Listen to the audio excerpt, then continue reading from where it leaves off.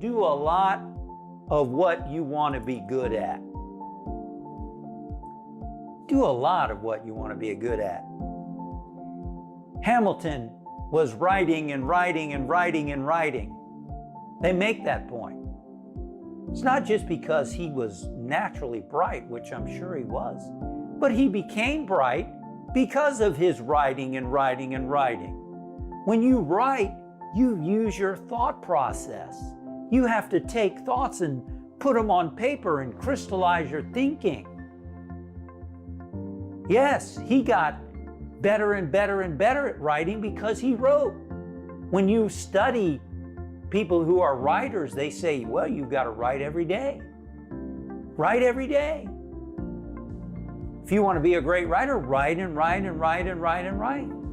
And that can be said about anything. Anything. People aren't just born, I'm a great writer. Yeah, some people are more talented than others. Some people have these natural gifts more than others. But any great person at anything, they do a lot of it. You might have read the book or heard of it, The Outliers by Malcolm Gladwell. And he makes the point in there that anyone who becomes great at something, a master, has put in 10,000 hours. 10,000 hours, that's a lot of time, 10,000 hours. Use the example of the Beatles. The Beatles performed in clubs and nightclubs and bars in, I believe it was Hamburg, Germany, 10,000 hours, at least, before they started to take off. You got to do a lot of what you want to be good at. Hamilton wrote and wrote and wrote. The pen was a source of power for him.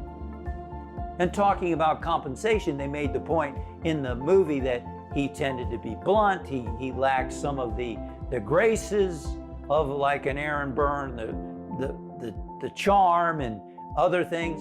So he expressed himself in writing.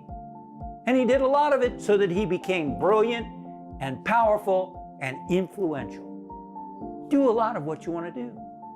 Thank you for watching.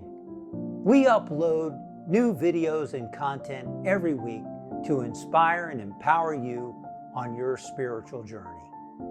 We look forward to seeing you again soon.